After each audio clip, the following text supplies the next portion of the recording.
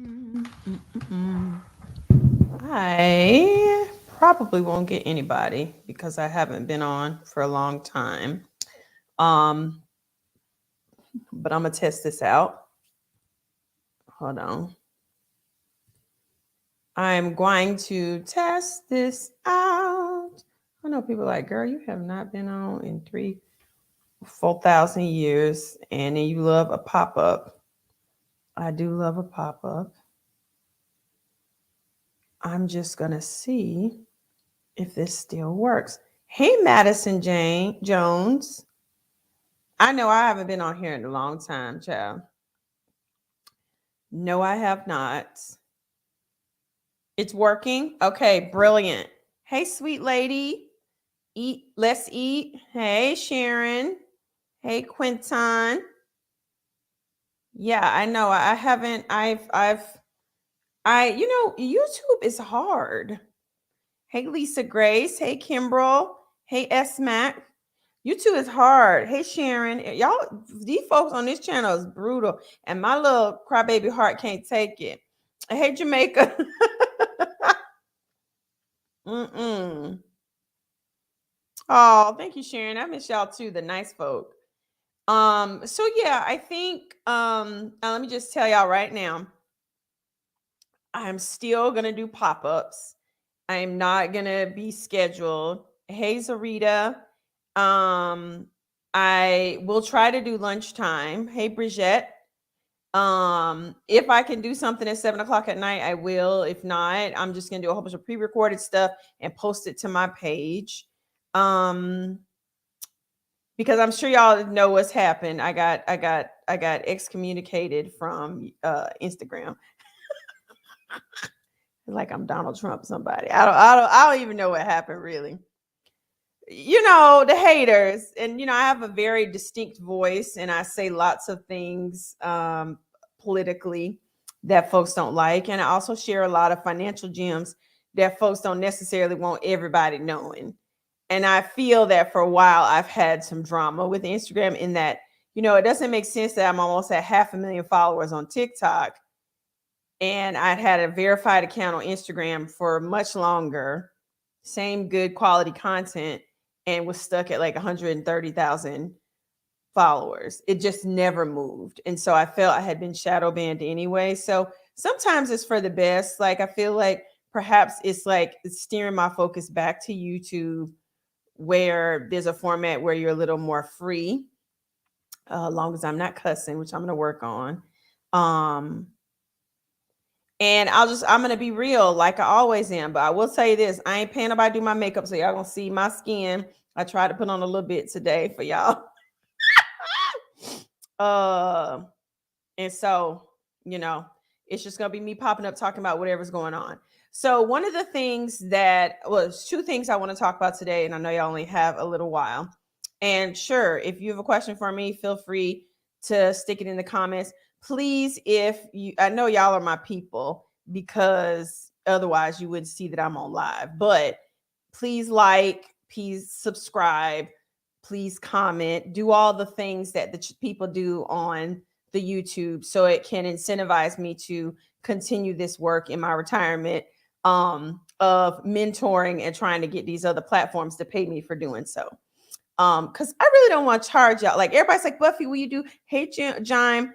People like, Buffy, we do consultations. No, because my consultations, even if the lowest I'd charge would be $500 for an hour. And I don't want to do that. I'd rather you ask me the question in a public forum. If you're embarrassed about it, put up a fake profile. I don't care.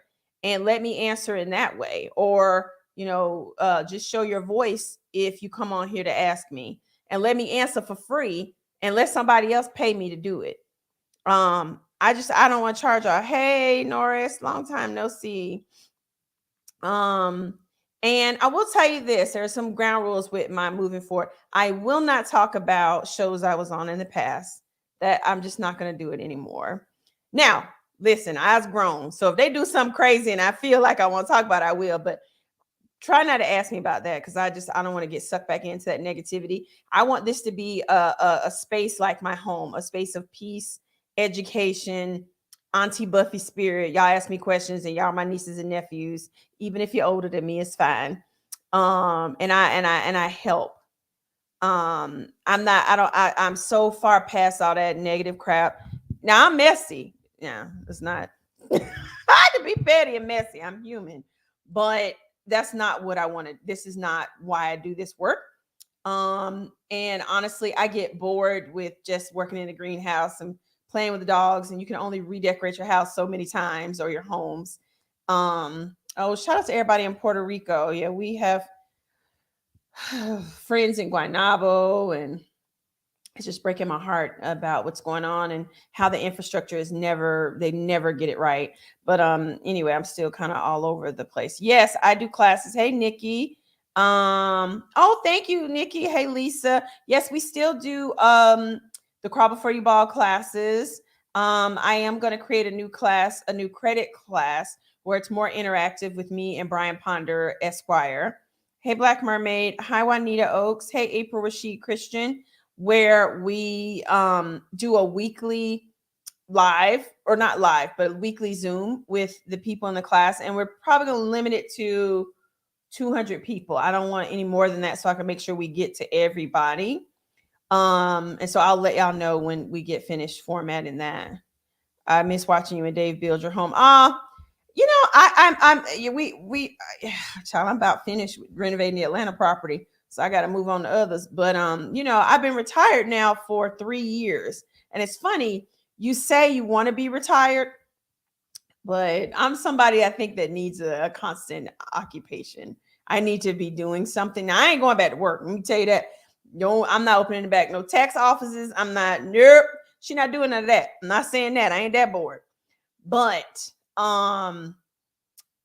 this life of leisure is not for me. And so we have the clinical research business where I'm helping, but I will tell you, I'm in this space in my life right now where I'm trying to figure out what it is that I'm going to do in the next portion of my life. And it's scary and exciting.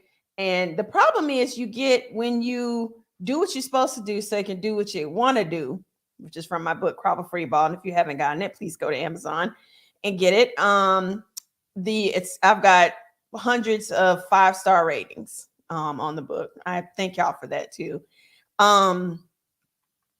You find that you didn't want to just be retired.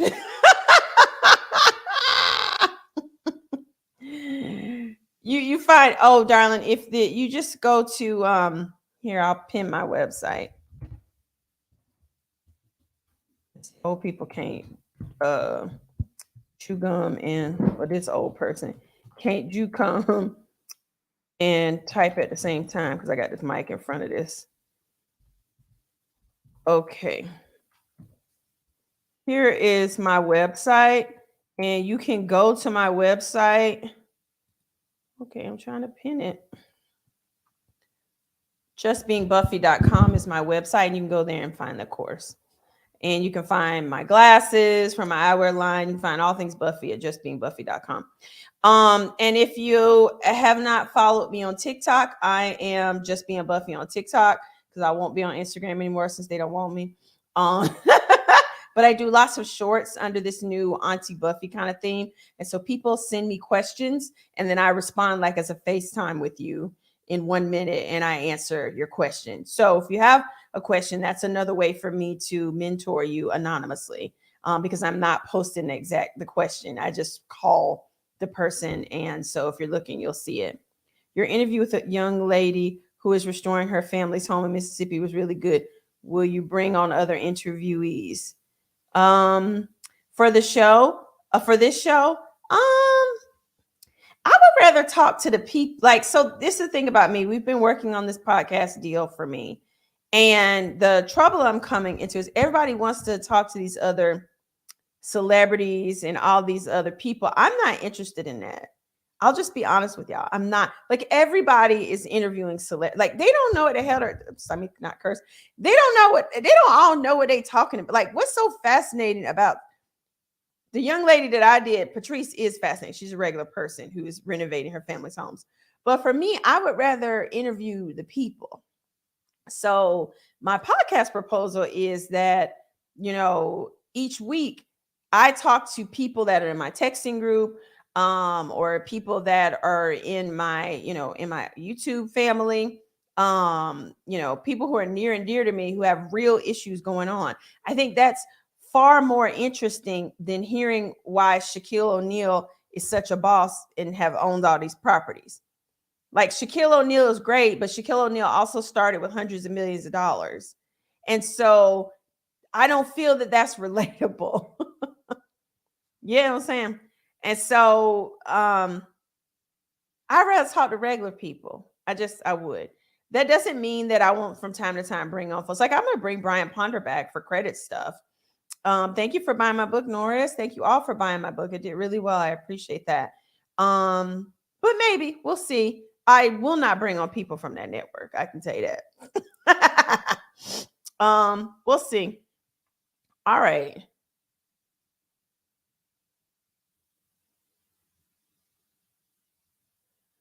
Oh, let's see. Good question.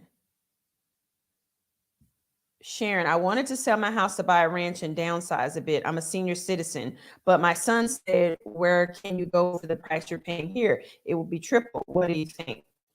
I think right now your son's right. The housing prices are gonna go down because mortgage rates are ridiculously high right now.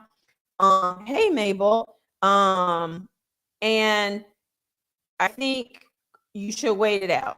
I really do. I think that, when you get to retirement age, it is part of the process to go ahead and sell the family home, take the equity in it, and then downsize to something smaller and put that money in the market so like an S&P 500 where you can get 8 to 10% return on that annually makes sense. But in this market, I think I agree with your son, and I would sit tight. Everything's too expensive. You would make a lot of now. If it was a situation where you're gonna sell a house and go live with your son for a while, that's different. But if you're about to go buy something else, it's gonna cost too much right now. Just mortgage rates are ridiculously high. It's crazy because like a year ago, you could get a mortgage for 2%, and now they're 6 and 7%. That's just crazy. Let's see. S Mac. Hey, Kimberly. Hey, Tennessee Bat. I want to renovate my family home, but I have no idea how to start. I see homes being done, but I'm at a loss. A family home like grandma's house kind of thing. It's funny. I pitched that show to Magnolia and a lot of networks. I wanted to do a show where I would fund the renovation of people's grandma's houses to keep them in the family. And anyway, so the first place to start is with anybody who has a vested interest in that and the family home. Who's living there? If somebody's living there, they need to put in sweat equity and or money. Sweat equity is you need to cut the grass, you need to help with repairs and renovations. And if you can't do that, then you need to be contributing to this fund that is going to fix up the family home and keep it within the land. The other thing is, pull resources from everybody who will be on title. And you have to do it all at one time. And I think a lot of people look at renovating a family home like it's something that has to be done quick, fast, in a hurry because y'all are so used to these TLC shows where they make it seem like it makes it seem like they start on a house and an hour later the house is finished. That's not how it is in the real world. Thank you, Lisa. I agree. Help us out. And so I would say that it takes time. You know what I mean? And so you set short-term, mid, and long-term goals for the property. And if you rewatch that clip with Patrice Jones where she's renovating her family properties and land, she's like, right now it's not within the budget to do all the pretty stuff inside. I needed to get a roof done to keep, the property from being further damaged. And so you have to set like critical goals and then take time to get it done. Get out of this mindset that everything has to be quick, fast, and hurry. We got to crawl before we ball in everything. And if you pick little small projects and you accomplish them, gives you a boost of serotonin, and family members will see that you're doing something and things are positively going, and maybe they'll come and join in and move forward. I mean, ideally you could go borrow against the property and do all this and that, but that defeats the purpose. Grandma done paid for them houses, so like don't take money out against it. I want to get some of your glasses. Oh, you can get them at mrsmd.com. That's also on my website. And all my glasses are under $39. They are crawl before you buy, affordable. I have a question. I have $40,000 to invest right now. Where do you think I should invest it? So Juanita, I can't really tell you about investments, but I would say, if as a niece, the easiest thing is to put it in the S&P 500. Like you're gonna get 8 to 10% on your investment. I would say not to do some, house flipping or something crazy if this is money that you really need. I'd put it in, in something that's solid with a guaranteed rate of return, that you can put up and let compound interest do its thing. I would not get in cryptocurrency. It's too volatile. It's like playing the lottery, and we all know I don't believe in playing the lottery. That's a tax on the poor. So close the live chat and hit the like button and come back. So, oh, thanks, Lisa. I need to make you a whatchamacallit. But anyway, put in something simple. I think everybody wants to do this quick, fast, and whatever. And the stuff that really makes you money, stuff that's really made me money, is real estate.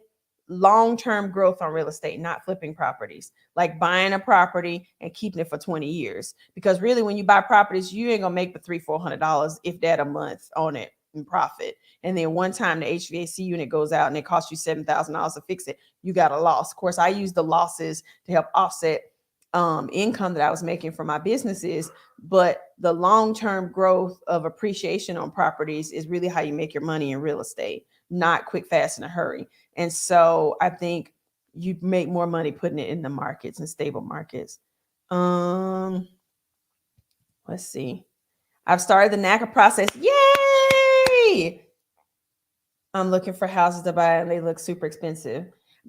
Just because right now probably isn't the best time to buy, Aaron Natra, it doesn't mean that you shouldn't finish the NACA process. The good thing about NACA is they will give you that certificate and you can use it. So continue going through the process, because the other thing is you may have to have 6 months of getting some stuff together. I love NACA. It is arduous and time consuming, and a lot of people complain about the hoops you have to jump through. I love NACA because it prepares you for home ownership. A lot of people think, you do all this stuff and rob Peter to pay Paul and jump through hoops, and you get in the house and you ain't got no money. You can't decorate the house. You can't repair it when it needs. You don't get the grass cut, and you in a mess. That defeats the purpose. Like, if you're just going to be house poor, you might as well continue renting until you're ready.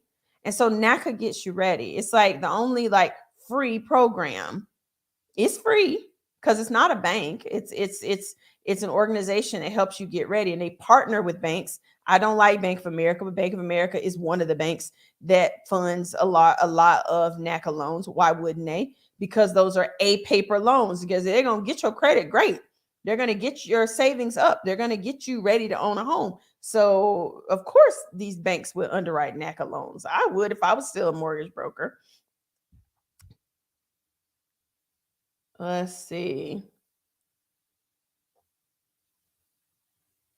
Yes, there are lots of grants to help you renovate air properties. Yeah. That's true. Yeah, there's lots of resources out there. We just have to read, and that and sift through all the stuff, and then jump through all the hoops that they have available. I have your book, but can you briefly describe or discuss the discipline of having a relationship with money? I'm still stuck on making more, but spending more is frustrating. Sure. Thank you for your question, the chocolate, and thank you for purchasing my book. Don't let money, the basic premise of my book is to not allow money to control you. You control money. And that sounds like some cliche thing that a lot of people say, but if you think about it, every decision that you make Now, if you haven't changed your relationship with money, it's surrounded by money. And so it's like in the morning, oh, I want to get some, coffee. And so you check your account and you got enough money and you say, oh, I'm gonna go to Coffee Books. I ain't gonna get them no shout out when there's coffee at home. And there are a lot of people out here saying, "Oh, stop yelling at people for spending money on coffee and eating out and da da da da da." It's not fussing at you. It's being like from auntie perspective to let you know that those little tiny amounts add up. And so it's these conversations that you have with your inner self where money shouldn't dictate you drinking. You should just wake up, say, I want some coffee, and go make some coffee in the kitchen. It shouldn't be based on what's in your account. You get what I'm saying? Like, forget the money. It's my decision is that if I want something, I'm going to have it within my home that's at an affordable rate for me to have quick and easy access to it, not have to spend money on fuel, not go out of my way and possibly be late to work, to go to this place that advertising tells me is the only place that I can wake up and have coffee. Another example is, we get these serotonin boosts when we spend money.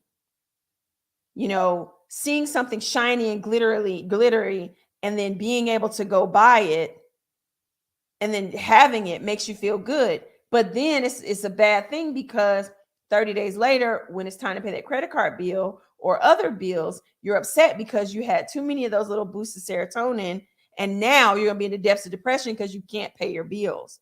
And so it's just about realizing what it is you actually want in life, not what society or society, as I say in my book, tells you that you want. It's amazing how influenced we are by marketing and advertising. It's there have been so many studies on how influenced we are by of advertising and marketing, and we don't even realize it. Like when they hear the stuff on our phones and it pops up because you just said blah blah blah, that's all by design. When people say, oh, we're going to give you this service for free, nothing's free. If you're offered something for free, you in fact are the product. And what I mean by that is they're going to collect data on your shopping habits, on your mood. Like they've got these new rings out now that they want people to wear to tell you if your heart rate is up, and all this other stuff. All that is so that nothing ain't free. It's also they can say, let me sell you this medication, let me sell you this cooling blanket because you're menopause now. Let me say, like, it's all to sell to you. And when you can get to a place where you can block out all that noise, you can do anything. You really can. And it's incredibly difficult. I'm not saying that it's an easy feat. It's not, because we're surrounded by all this advertising. And then our peers and people in our orbit reinforce that because they don't know any better. But you just got to get a place to saying, what do I want in life? Block out all noise. And then what am I going to do to try to achieve that? It's crawl before you walk, not crawl and live to an early death. I'm not saying never travel. I'm not saying never go out to eat. I'm just saying budget for it. But make sure you're saving and investing and doing what you have to do so you do what you want to do later.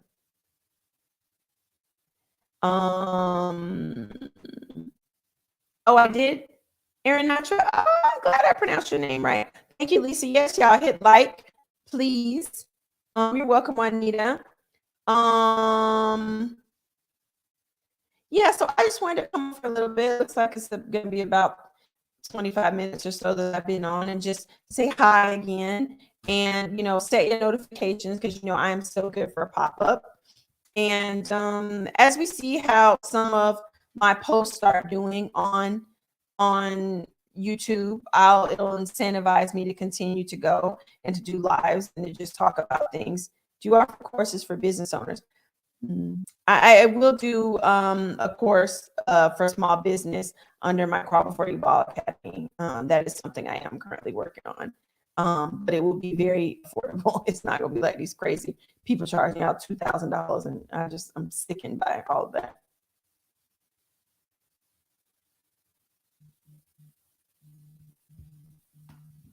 Yeah. So, Jamaris, I said I'm not gonna talk about any of those people anymore. So thank you for the question, though. But I didn't even know any of that was going on. All I'll say is, do investment opportunities with people who are licensed to do that. And maybe that person is, I don't know.